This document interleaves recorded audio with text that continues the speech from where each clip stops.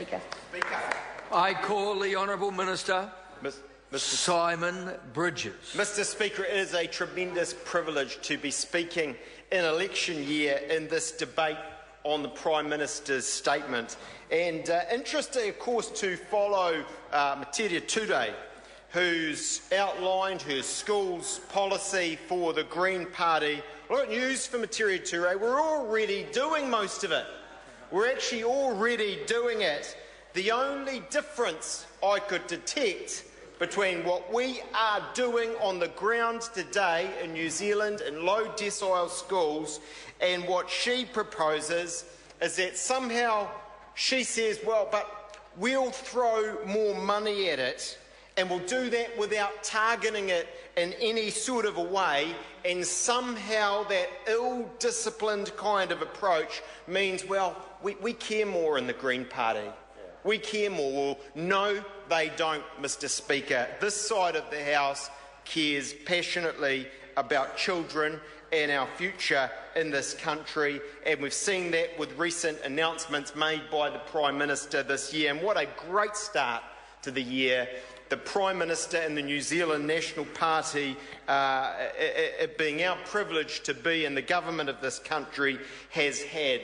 We are offering, and we've seen this with the speeches the Prime Minister has outlined, we offer this country stable, good government. We've done that through very difficult, somewhat actually tumultuous times in New Zealand and around the world with disasters. We know about the earthquakes and, of course, GFC, worst in some 70, 80 years. But we are coming through that in very strong shape.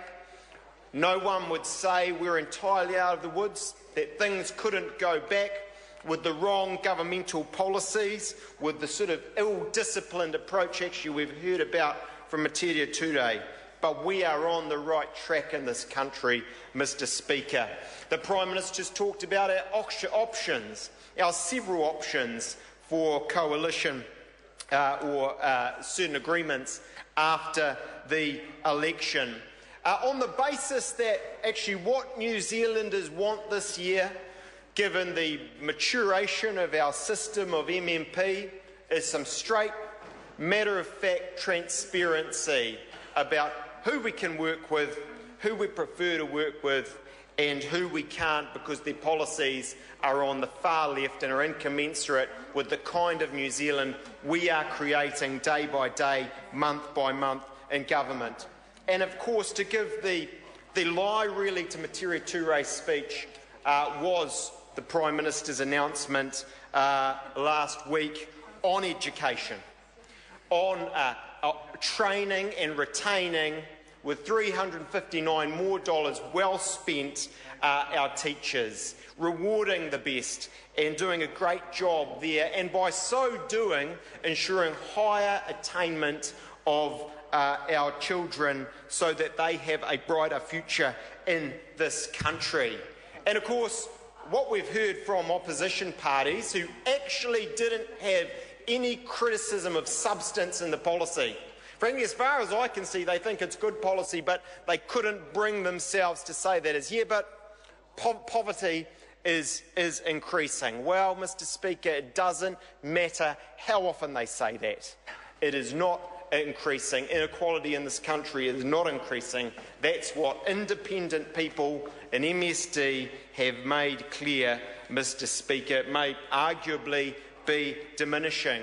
And indeed, the speech by the Prime Minister and the policies of this government ensure that New Zealanders in those low decile schools that Materia Ture talked of actually have equality of opportunity in this country. It doesn't matter whether they come from parts of West Auckland like I do, parts of South Auckland like Jamie Lee Ross. They don't have to suffer from the soft bigotry of expectations that some on the other side have. They, frankly, can have the best teachers who are rewarded for their efforts, who will have the training that they need, and they can get ahead. They can learn as well as at any other school, private or otherwise, And those are the sort of policies that we stand for and we believe New Zealanders stand for, Mr. Speaker. And, Mr. Speaker, we of course have a very busy agenda in election year, focusing, as the Prime Minister has outlined in his speech, on the things that matter. And those things really are, when you boil it down, fourfold: an economy where our disciplined policies over time are ensuring all the economic indicators that should be are going the right way up, and those that we want to go down, unemployment, though still too high, are going down, Mr. Speaker. Where we have excellent policies in education, spending more than ever before, but spending it right, Mr. Speaker.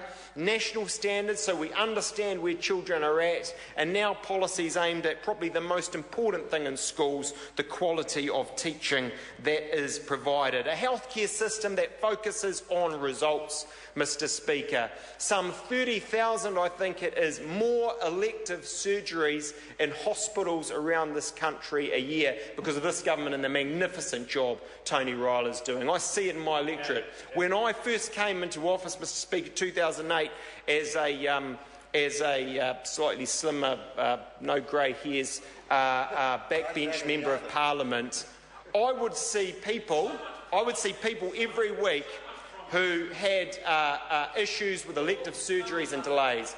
I just don't see them in anything like the volume that I used to. We are getting results, in fact, from the focus that Tony Ryler is providing there. Law and order, the lowest crime rate we have seen in some 33 years, Mr. Speaker. And I just think of one policy, really a metaphor for what we're doing: the introduction of smartphones and the thousands of hours that is saving bobbies on the beats. Every so often I can pull it out. Every so often. I grew up in Te Atatu. It's a great part of the world, actually. But the iTablets and the iPhones, Mr. Speaker, saving police officers thousands of hours. And I think, from memory, the equivalent of some 345 additional police officers a year on the street rather than back doing paperwork. The Prime Minister, Mr. Speaker, spoke about oil and gas and the terrific opportunities we have there. I think he talked about some $750 million being spent on exploration. Actually, on some measures out there from commentators, it's more like $2.5 billion.